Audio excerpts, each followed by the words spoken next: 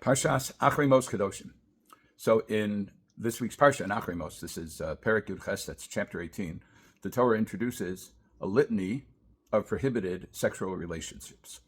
And before that, there's a bit of an introduction. And we're reading from Perek Yud Ches, Pasuk Beis, that's 18:2, which says, Daber b'nei Yisrael, Hashem, God, is speaking to Moshe, and he says, speak to the children of Israel, and tell them, Ani Hashem Elokechem, I am the Lord your God. That's a lead up to the next concept, which is to develop an independent cultural identity. That is the mandate that the Almighty gives to the children of Israel as they are leaving Egypt. They've left Egypt. They're in the desert. They've received the Torah and all kinds of laws about the Mishkan, the tabernacle, and other types of service of Hashem.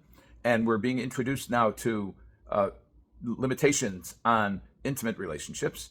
And the Torah says as follows. This is Pasuk Gimel, that's chapter 3.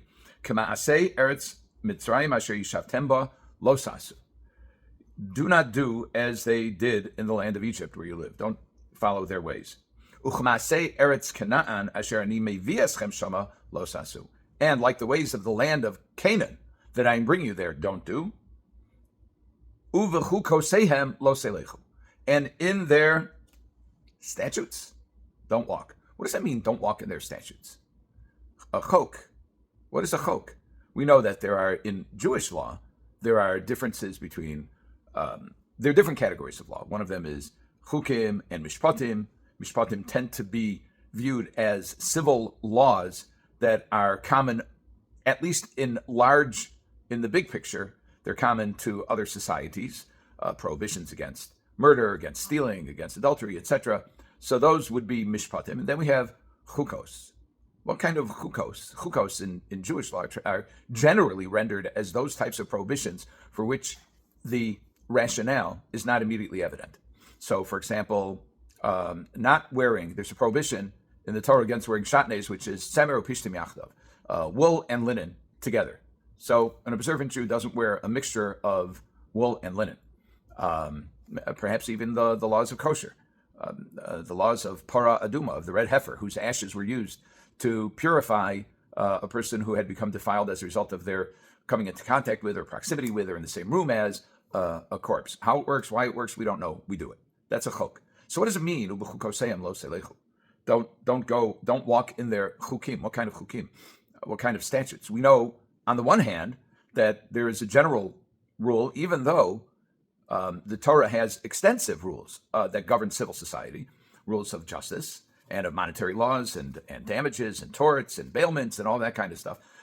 There's a general rule that dina de malchusa dina, the law of the land, is the law that applies to Jews as well. So Jews don't snub their noses at the law of the land. As a matter of principle, an individual Jew may be a scofflaw, but as a matter of principle, conceptually, Jews are supposed to follow the law of the land. So what does this mean? Don't walk in their statutes. Well, it doesn't actually mean statutes. There is, as one might anticipate, a difference of opinion among the authorities about what exactly chukos ha'akum, the chukos of the idol worshippers, for example.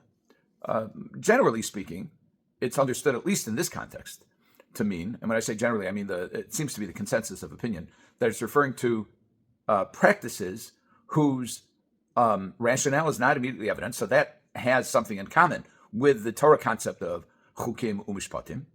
But here we're talking about that these are practices that either have their grounding in idol worship or in sexual licentiousness. So these are practices. They're common practices in a culture, but their grounding is in matters in which the Jewish culture will differ. The Jewish culture will differ in terms of its service of God.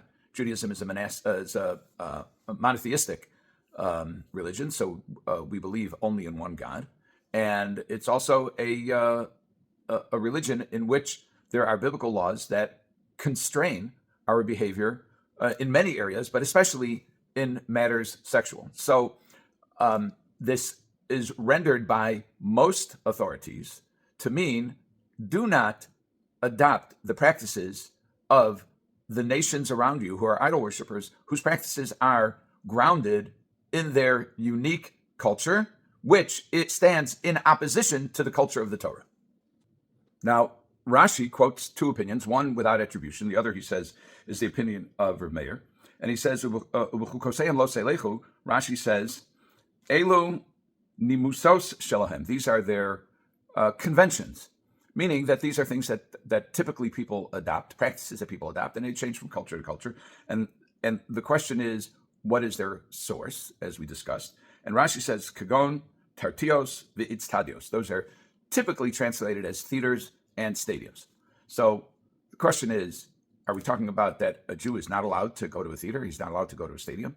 So the commentaries say that these were places either in which there was some kind of pagan ritual that took place, or some kind of what we would consider to be barbaric practices or sport, such as animals versus humans, or even watching two animals fight with each other to the death. So this is considered prohibited. And interestingly, although the first explanation, which is that we're talking about gatherings of idol worship, this is not talking about necessarily idol worship, having gladiators fight each other to the death, or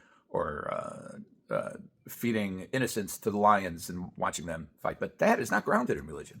To the best of my knowledge, that is just grounded in blood sport. And even that blood sport, in other words, there's something that is antithetical to what is supposed to be the refinement of spirit that a Jew is supposed to cultivate as a result of his adopting and following the laws of the Torah.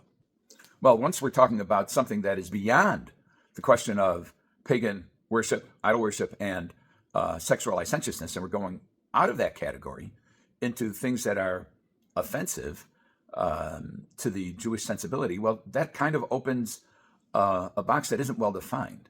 So are we talking about cultural practices generally, or just cultural practices that are offensive?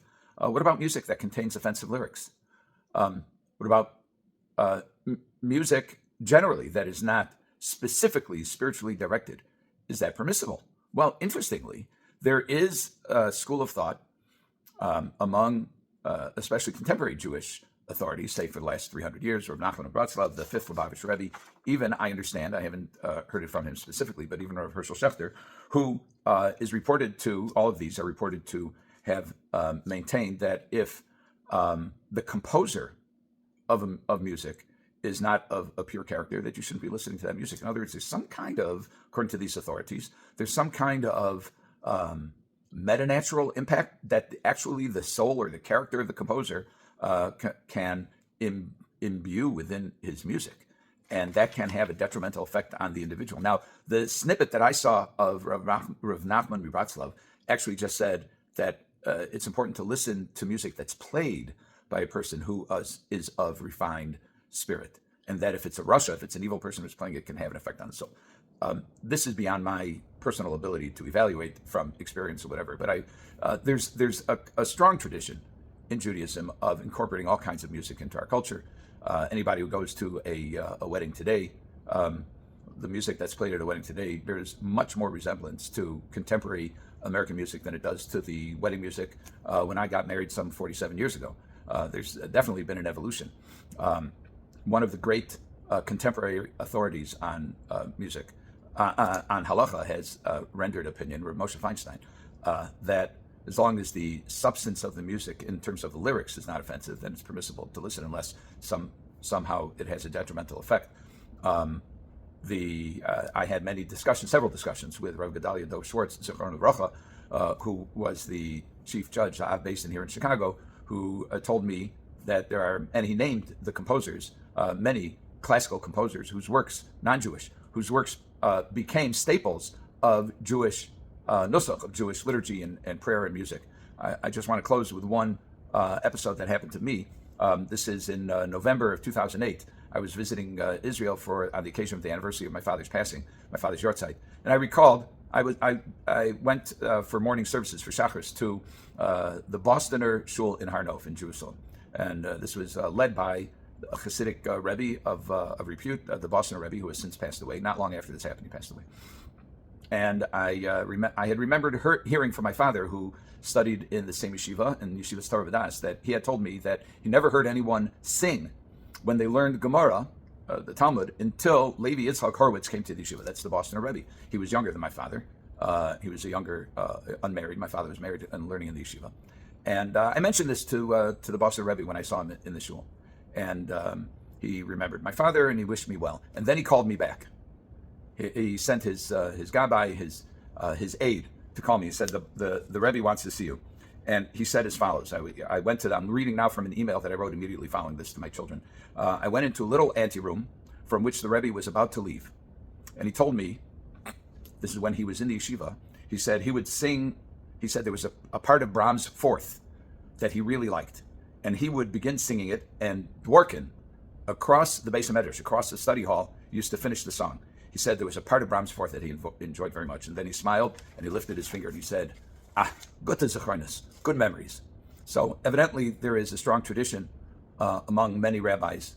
There's a tradition to be particular about the music that they sing, and there's a tradition to be mekadesh this year, to sanctify the song, to incorporate it into our holy pursuits, and thereby enhance our spiritual lives, even if the source of the music wasn't 100% kosher to begin with. Have a good Shabbos.